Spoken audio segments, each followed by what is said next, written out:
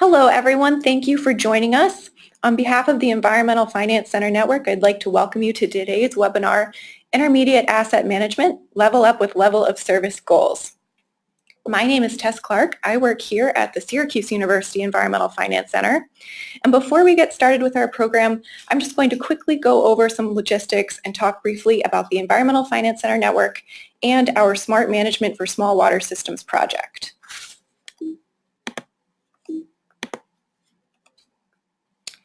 I'm happy to report that we have a diverse audience for today's webinar. You can see that we have attendees from all over the U.S. and we had about 180 registrants today. Regarding your certificates of attendance, attendees can receive a certificate of attendance for viewing this webinar today from AWWA. This webinar has not been submitted to licensing agencies for pre-approval of continuing education credits. AWWA recommends that you check with your licensing agency to learn about its criteria and rules and what you need to do in order to receive credit for your attendance. It's your responsibility to verify this information with your licensing agency. If you need assistance in applying for credit to your licensing agency, just contact educationservices@awwa.org. For attendees with an AWWA customer record, your certificate will be uploaded within 30 days of this webinar. For attendees who do not have an AWWA customer record, you will receive an email from AWWA requesting that you create a customer record to receive your certificate. If you don't create a customer record, you will not receive a certificate. Okay, this session is one of several webinars conducted by the Environmental Finance Center Network for the Smart Management for Small Water Systems project. The EFCN provides training and technical assistance to small public water systems in all 50 states and 5 territories to help local water systems achieve and maintain compliance with the Safe Drinking Water Act. Right here you can take a look at our small systems team. Our network extends across the U.S. and we have partners based in all regions. For example, we're here coming to you from Syracuse, and Michelle, our presenter, is coming to you from Kansas. And here you can see the areas of expertise that the EFCN focuses on. Workshops, trainings, and technical assistance are provided on a variety of topics listed below. You can see that we do asset management, rate setting and fiscal management planning, managing drought, and more. The EFCN also has a small systems blog. You can learn more about water finance and management through this blog. Blog posts feature lessons learned from our trainings and technical assistance, descriptions of available tools, and small system success stories. You will also have the opportunity to subscribe to the blog at the end of the webinar. In addition to the workshops, direct technical assistance, and webinars, as part of the Smart Management for Small Water Systems project, we are also creating a table that lists the major funding sources for drinking water infrastructure projects for each state and territory. This is how you would access those tables. On the EFCN homepage, go to the Resources tab and then click on the funding sources by state, as you can see in this slide. This will take you to a map of the country. If you click on the state that you are interested in, you will find a PDF table of the relevant funding sources for drinking water for that state. The table looks like the image on the left of the slide. For each funding program, it includes the name of the program, a short description, and contact information for someone who works in the program. Okay, before I turn the presentation over to our expert today, I have 2 quick polling questions for you. So I'm going to launch that poll now. Okay, so what kind of water and or sewer utility do you represent?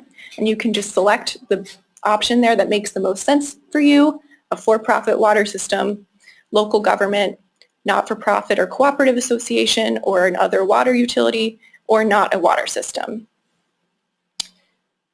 I'm just going to give you a couple more seconds to vote, and I'm going to close that poll soon and share those results with you.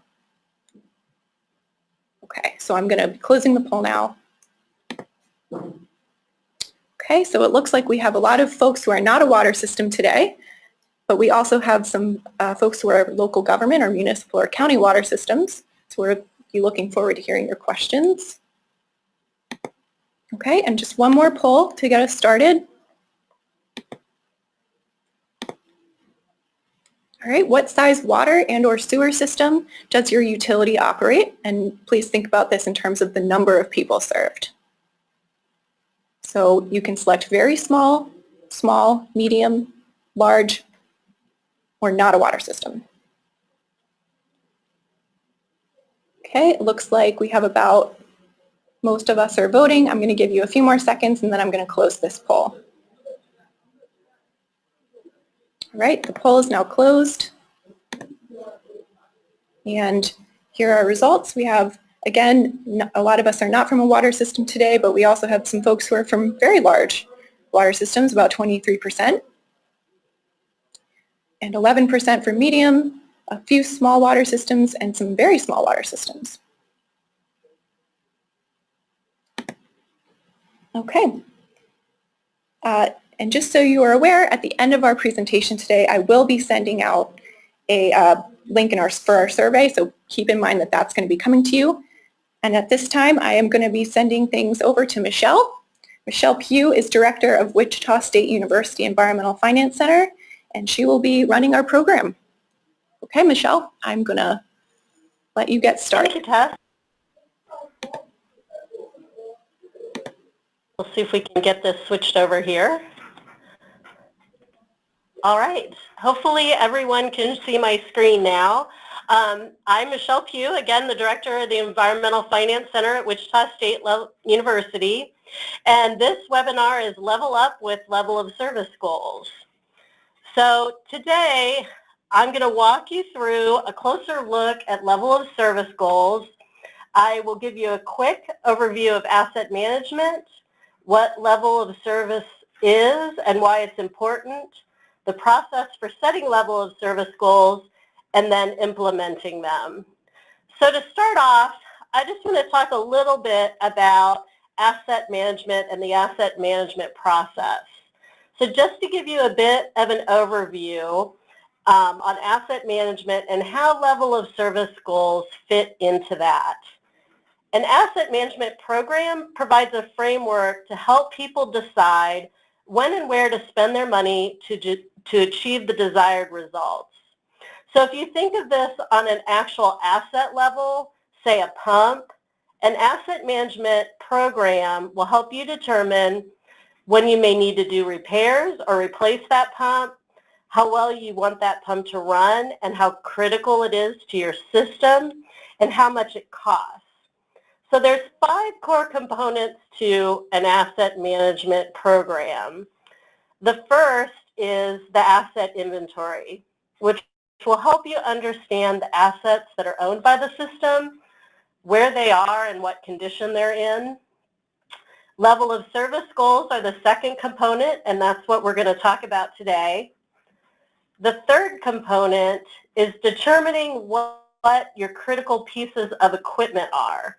In other words, what is the probability that an asset will fail, and what are the consequences of that failure? And if the probability and consequence of failure are high, then you would consider that to be a critical piece of equipment. The fourth component is the life cycle cost of the assets. To determine the life cycle cost is to consider all the costs of operating and maintaining that asset over its entire life. You do that so you can understand the right cost of replacing that equipment at the right time. And then the final component is funding the system, which includes understanding how to cover operations and maintenance, as well as funding capital projects. So you'll notice in the graphic that this actually shows the 5 components as a circle. I talk about core component number 1 as the asset inventory, but it's presented as the circle because you don't have to start with core component number 1. You can start at whichever component makes the most sense for you and your system. So for today, it's core component number 2 that we're going to talk about, level of service. But I do want to mention the Environmental Finance Center Network is providing other deep dive trainings for other core components of asset management. So just keep your eye open for those webinars that may be coming up. So we're going to start off with a poll. Does your water system have established level of service goals? So yes, and we measure them regularly. Yes, but they need to be updated. No, we don't have any established goals, or we're not a water system. And we'll give you folks a few seconds.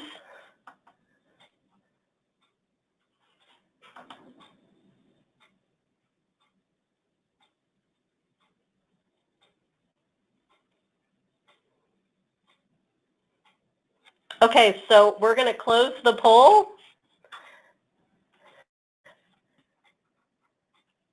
Okay, and I'm just going to pop in and share these results quickly, Michelle. 8% Okay. said yes, we measure them regularly.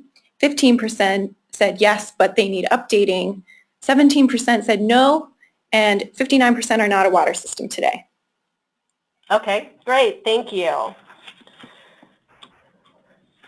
So when we talk about level of service from an asset management standpoint, it's defined as what you do, how you do it, when you do it, and how you spend your time to provide what your customers want. So level of service defines the goals of your utility. And that sounds like a lot, but think of it as the question, what do my customers want? Your goals then are showing that you can provide the level of desired service for your customers.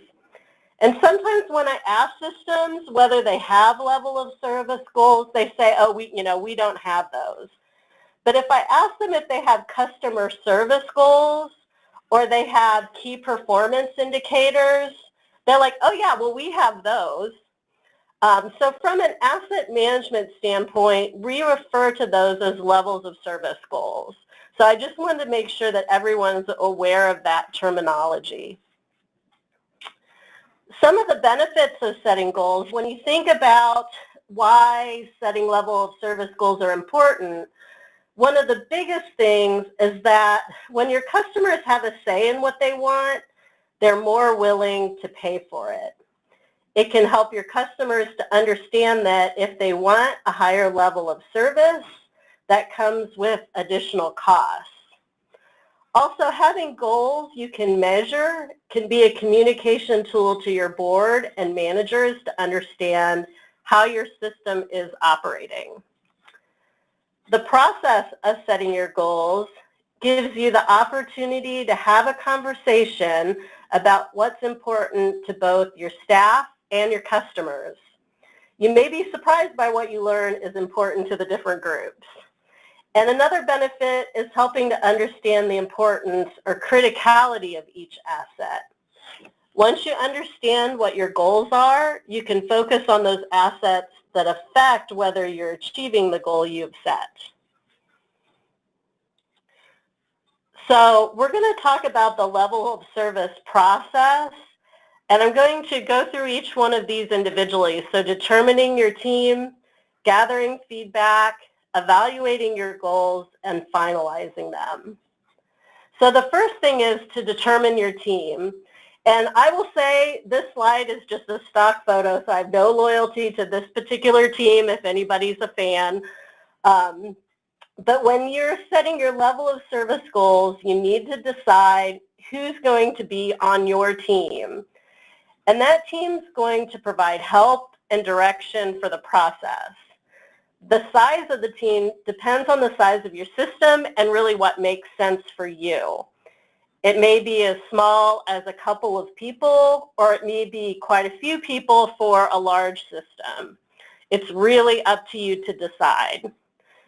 When you think about who should be on your team, think about what roles you would want to include, like operations or billing or finance. I had one community that had a person from the fire department actually on their team to help with goals around fire hydrants because that was important to them.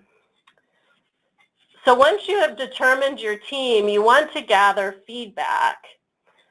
And you'll want to gather input and feedback from both your customers and your staff. When we talk about level of service, there's the concept of internal and external goals. In a certain sense, you can think of your customers as providing external goals and staff as providing internal goals. There's another slide coming up later on in the presentation that'll cover in more detail the difference between the internal and external goals. But next we have another poll. So does your organization have good communication with customers? So yes, we actively gather and evaluate customer feedback. Yes, but only when there are rate increases or a customer doesn't pay their bill. Or no, we just send out our CCRs.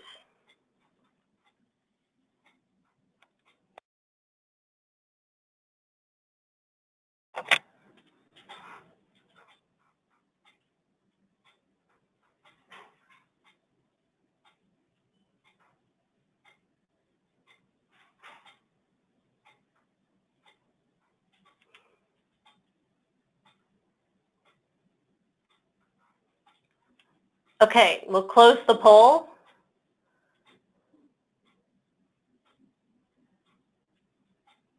Okay, and I'm just going to jump on quickly just to share these results with you.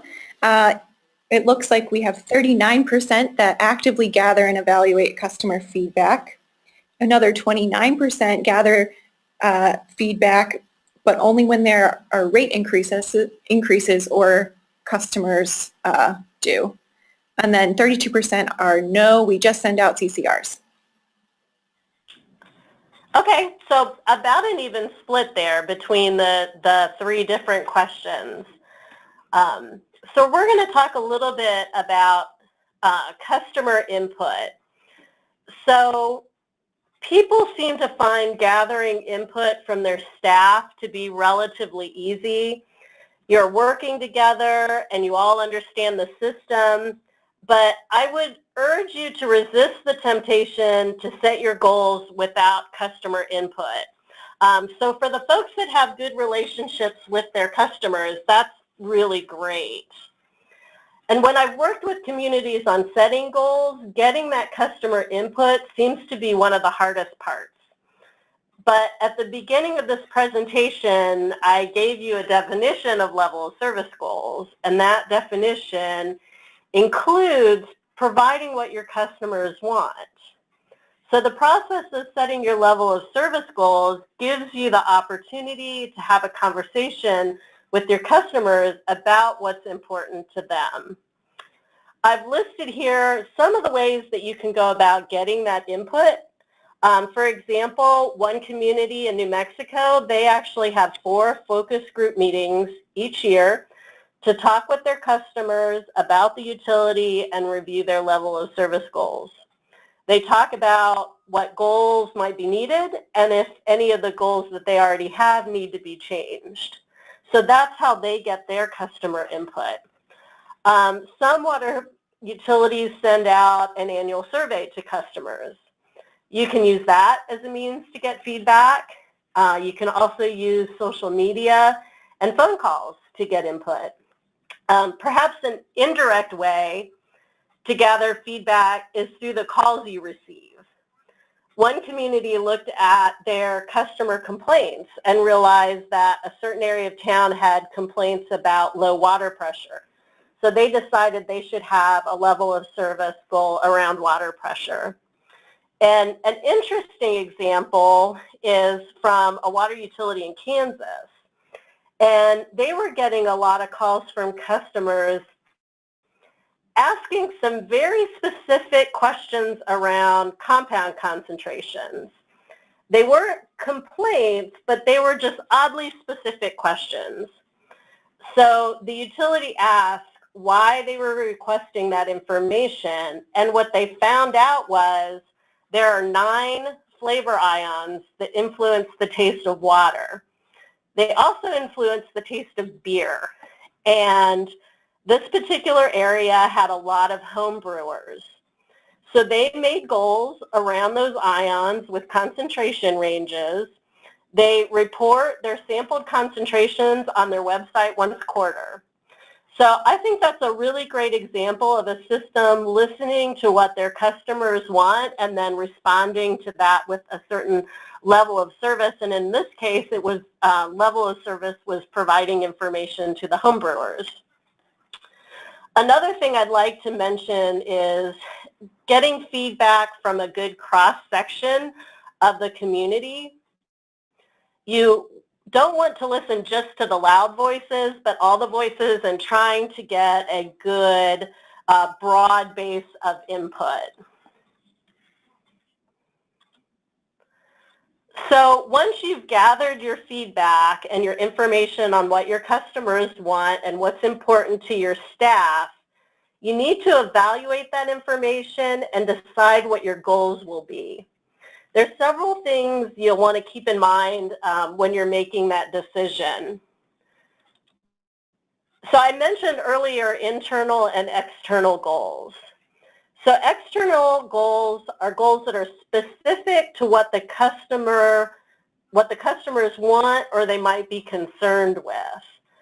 After you gather your feedback, maybe water disruptions came up as an area where customers are concerned. Then you could write a level of service goal around how many water disruptions you're willing to have. You may also write level of service goals around how quickly you will respond to a line break. So those are all examples of external goals that may be of importance to your customers. And some systems will call these customer service goals. So really this is just sort of a listing of some examples of what sort of topics could be those external goals. On internal goals, those are items that probably aren't as important to your customers, but provide your utility with needed information on performance. I sometimes hear these referred to as key performance indicators or KPIs. So here I've just listed some items that could be considered internal goals. You could have goals around the number of hours training each operator will do in a year. Later on, I'll give you some examples of how to write some specific goals around these topics. And then I also wanted to mention the last bullet point where I have compliance with drinking water standards. You could write that as a goal, and you could argue that it's either an internal or an external goal or both, because that could be important to your operations, but important to your customers as well. The point is, don't get too caught up in whether something is an internal or an external goal, but you do want to try and get a good mix of both.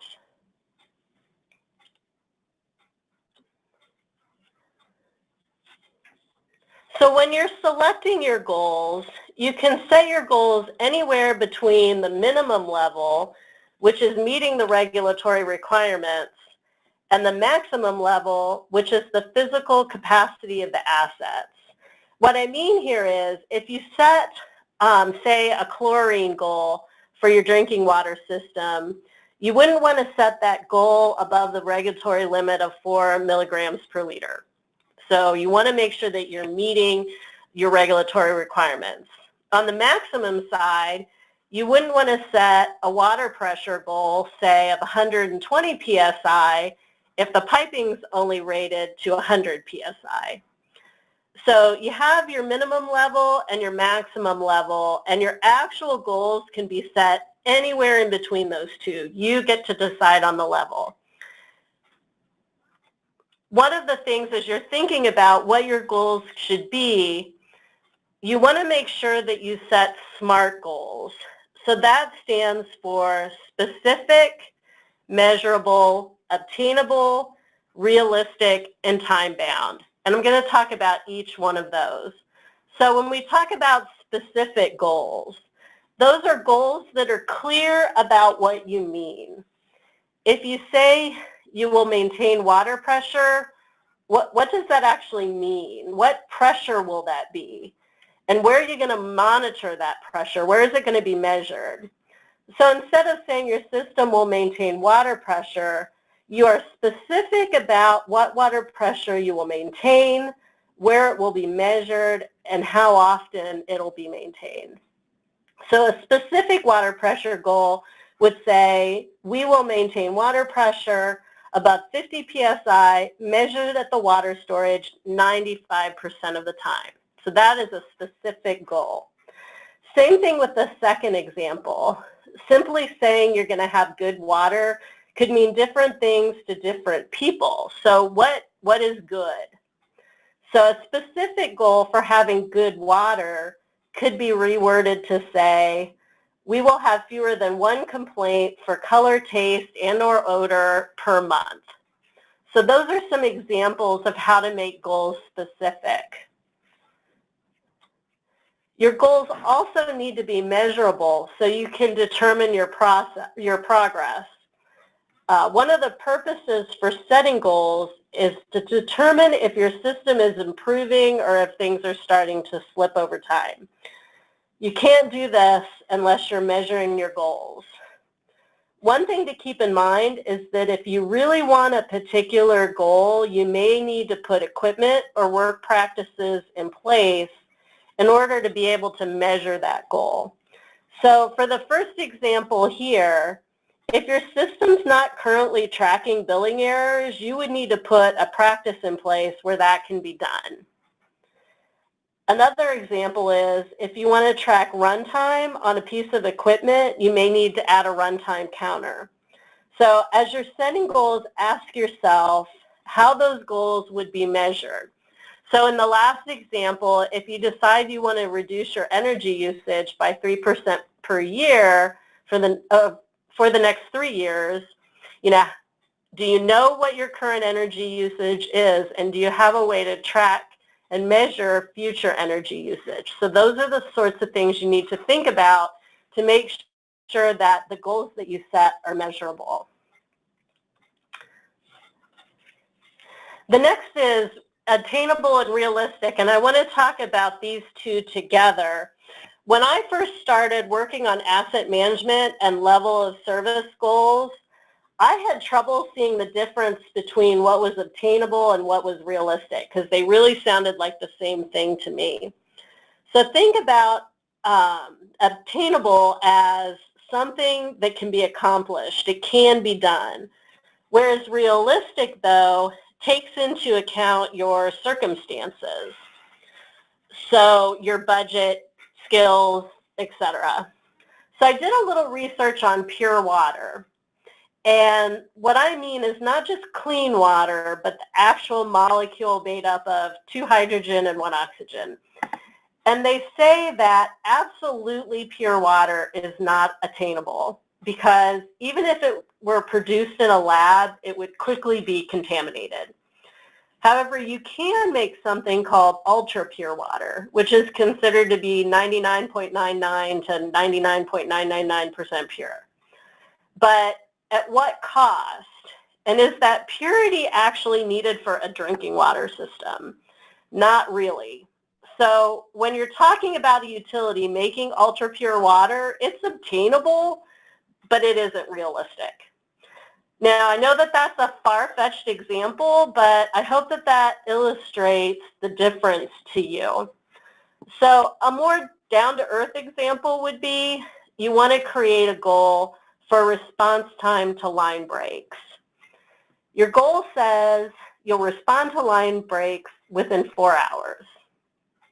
Ask yourself, is that attainable and realistic to expect that all line breaks will actually be repaired in 4 hours? Probably not. So how could you reword that? You could change the number of hours to give yourself more time and make it attainable. You could remove the word repair from the goal and just say you will respond to line breaks within 4 hours. Either of those changes could make it realistic, or you could make it time-bound. So the way it reads right now is that you will respond and repair line breaks within 4 hours all the time. So to make it time-bound, You want to state how often something's going to happen. So 95% of the time, or in 1 year, or per quarter. So here at the top of the page is that example from the previous slide, rewritten to make it attainable, realistic, and time-bound. And I did this by rewording it slightly and adding the 95% of the time. So now your goal is to respond to line breaks within 4 hours, 95% of the time. The other examples here show how some goals can be bound by time. So per year and per quarter are the examples given on the other two. So some other considerations to think about. This slide just lists a couple of things to keep in mind when you're setting your level of service goals. Keep your goals simple. I've seen people try to make goal setting really complicated. So resist the urge to stuff a lot of information into one goal. Remember that your level of service goals aren't set in stone. Especially when you first start setting your goals, you might notice that you need to make some adjustments, either up or down. You want to be sure that your goals are a stretch, but that they're attainable and realistic. For example, one utility set a call center metric, and they quickly realized that they had shot too high and needed to revise that goal. And as I mentioned before, you may need to add equipment or implement new practices, so just keep that in mind. And make sure if that's the case, the new equipment or the processes get documented. And my last bullet is be careful when you use absolute wording, saying things like you'll do something 100% of the time. For example, you're going to inspect all your fire hydrants annually. It's okay to say that, but just make sure that that's what you actually mean.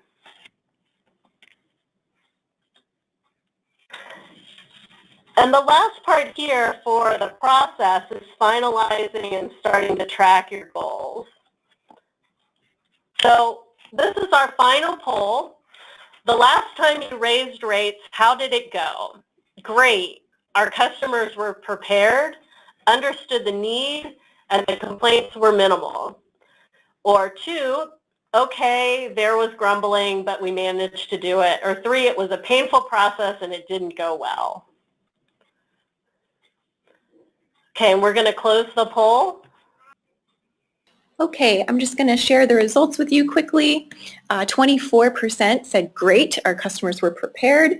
69% said okay, but there was grumbling, and 7% said it was a painful process and did not go well. Okay, thank you. So I want to talk a little bit about implementation, and the very first thing I have on here is communicate to stakeholders.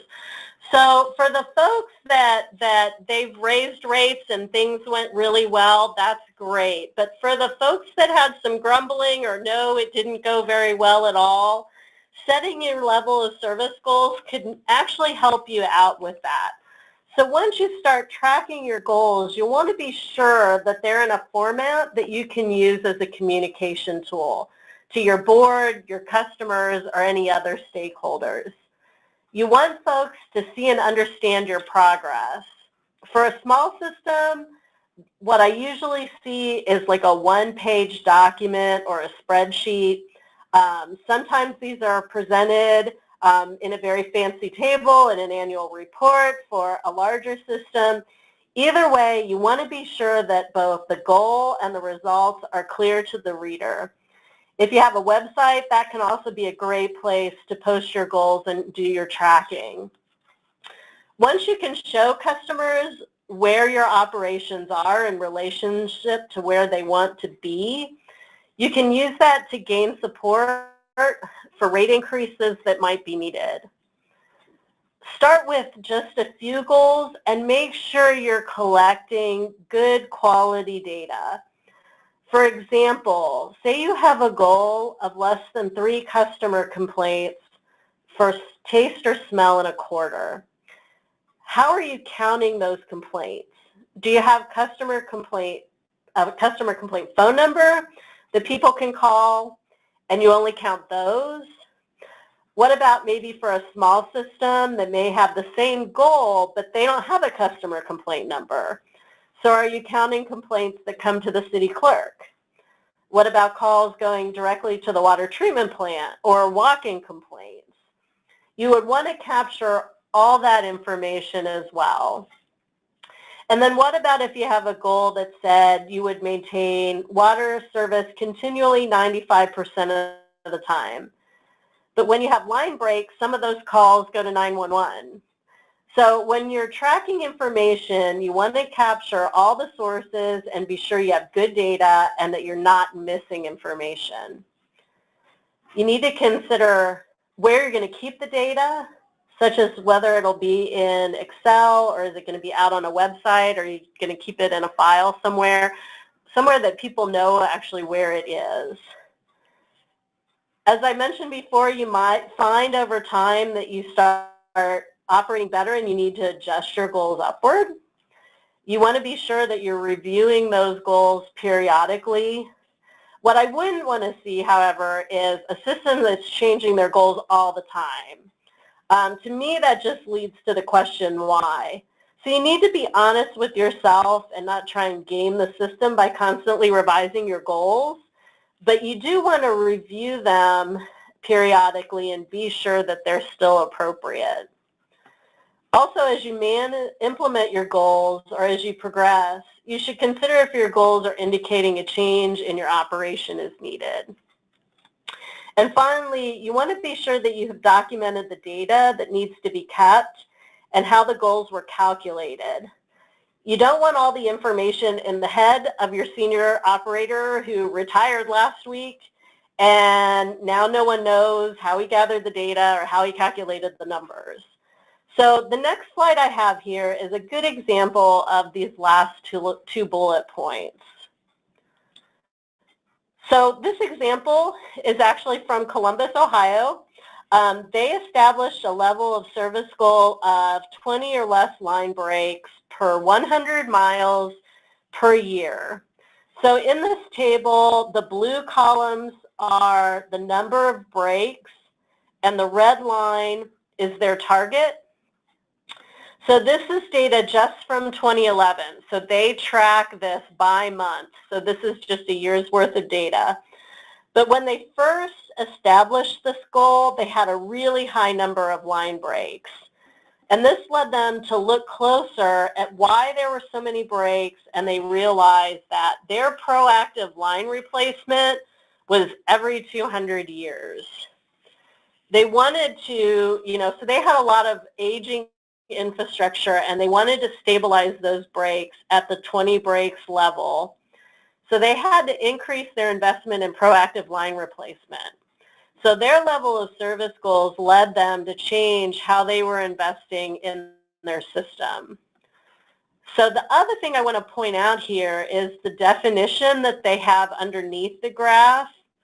This is a good example of explaining why the number is important so customers can understand better why they should care about a line break metric. So here I have another example from a fairly large system and their table of level of service goals, which they call key performance indicators. They publish this as part of an annual report. And what I wanted to point out in this example is that there's different ways that you can present the data.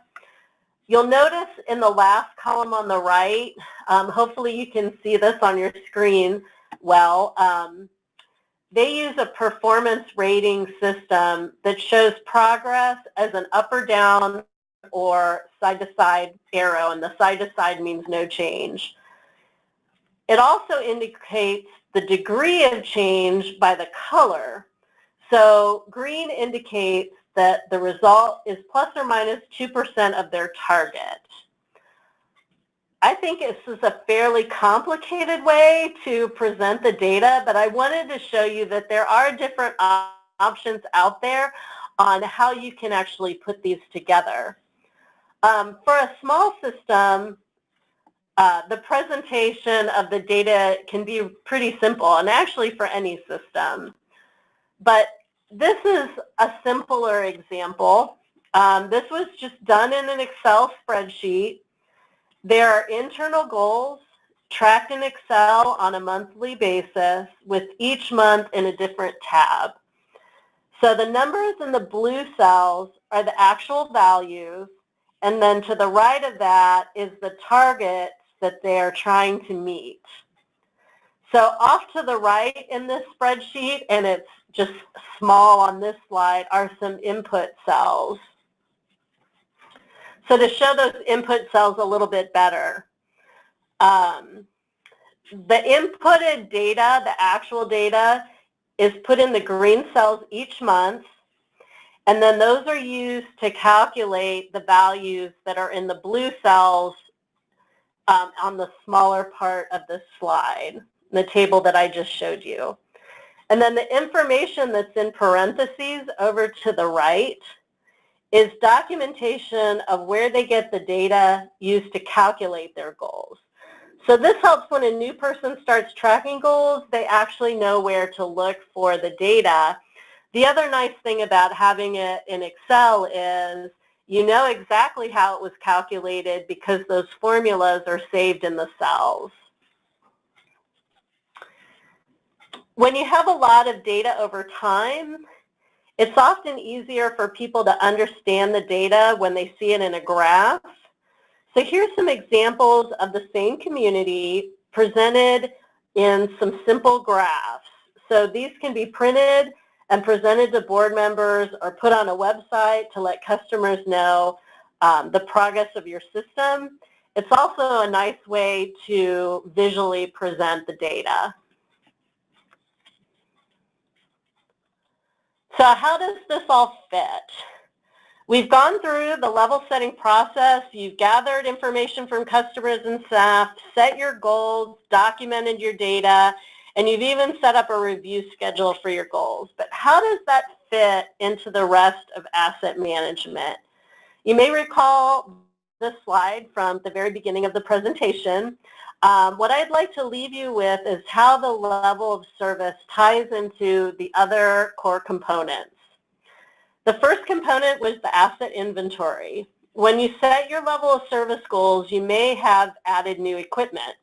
You might have done this to meet a goal, such as adding a pump to maintain a pressure goal, or maybe you added the equipment in order to measure the goal, such as adding a pressure gauge. You may have changes to your asset inventory that need to be taken into account. Once you set your level of service goals, ask yourself, is there anything to update on my asset inventory? If you look at core component number 3, which is criticality, setting your level of service goals can help you identify what pieces of equipment are critical so that you maintain a desired level of service. So if you have a level of service goal for water pressure, you may find that a particular pump within your system becomes a critical piece of equipment to maintain that goal. The life of an asset will be influenced by its ability to continue to provide a required level of service. Therefore, you need to consider the level of service of a piece of equipment when you're calculating the cost over the life of that equipment. It may also be used to evaluate capital projects and where money should be spent to maintain a certain level of service. And finally, as I've already mentioned, you can use your level of service goals to show where service might be slipping and why adding funding may be needed. Your level of service goals can be used as a communication tool with your board and customers to gain a better understanding of why an increase in funding might be needed. So thank you. That concludes the presentation for today. And were there any questions? Yeah, so I'm just popping in to say that please send your questions over and I will queue them up for Michelle. And if there are no questions, that's okay, but start sending them in. And in the meantime, I am going to just start you off with some polls just to do some housekeeping. So think of your questions and then also please respond to this poll. We would like to know, are you interested in receiving in-depth technical assistance for your small water system? So please go ahead and respond to this. Yes, no, or not sure. Okay, we're just going to give you a couple more seconds here, so get those answers in. Okay, I'm closing this poll, right? And one more poll, and then we will get to questions if we have them. Right, would you like to subscribe to our blog? Like I said, the blog is where you can hear some success stories. You can contact us for technical assistance on our website as well, but the blog has a lot of good information.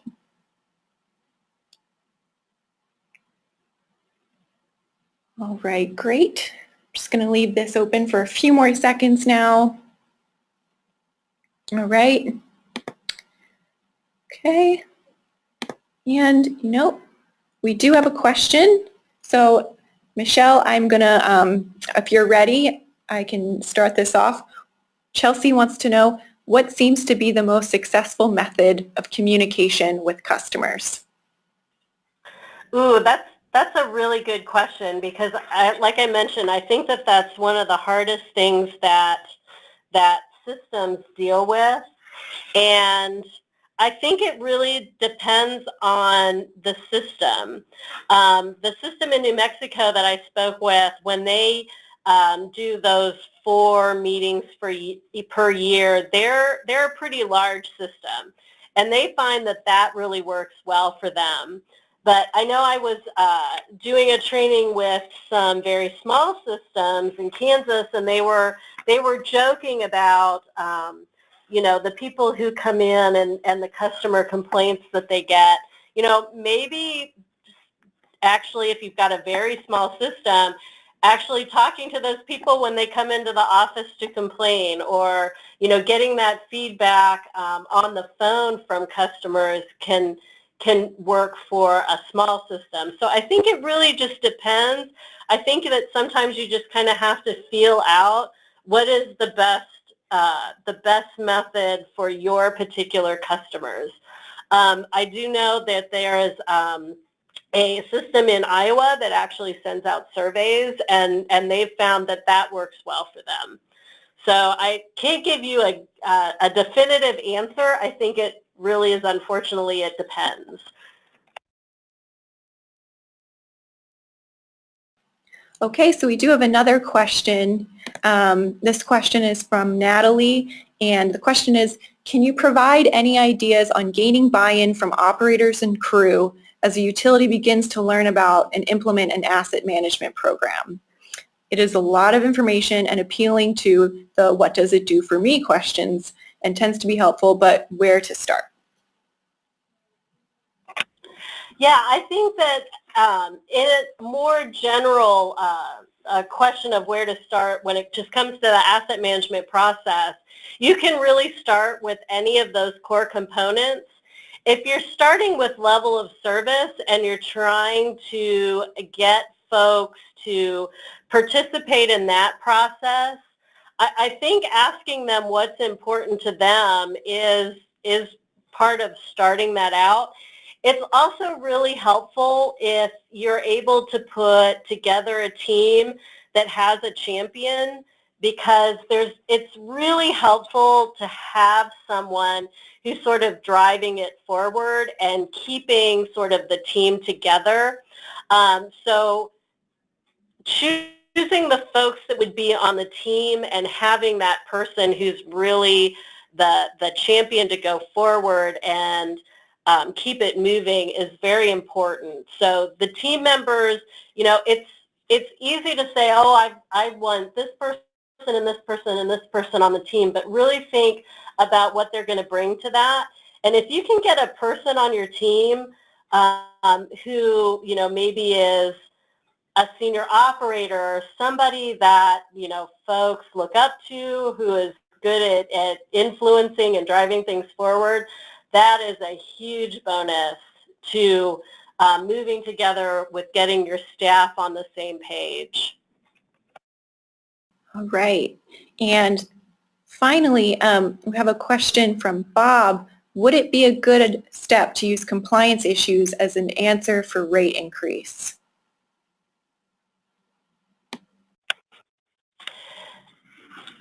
Yes. I hesitate because a lot of times I think people feel like they get hammered over the head with, well, we have to do it because it's a regulation, and that's true. But I think that one of the pieces of that really helps is if you do have information that you can show folks. So if you do have a level of service goal around compliance, and you can show people, on a graph, I like graphs. Tables sometimes for me are hard to read, but if you can show on a graph, where you are in your operations compared to what the regulations say you should be, I think that that's a really powerful thing to be able to show people. And that's part of that, being able to use your level of service goals to start that conversation with customers, and being able to say, listen, if you want this level of service, if you're concerned about this, here's where we are, here's where we want to be, and these are the things that we have to do to get there, and one of those things maybe we need to increase rates. Okay, so that's all I'm seeing for questions at the moment. If there are any further questions, you can get in touch with the EFCN on our website, or you send those questions in now. Just in closing, I'm going to be sending out a quick survey link in our chat, so feel free to take that if you wish. And other than that, I will send it back to Michelle for some closing comments. All right, I just want to say thank you to everyone who participated. Again, keep your eye out for any of the future webinars from the EFCN, and specifically if you're interested in any of the deep dives on the other core components, to keep an eye out for those. Thank you, everyone.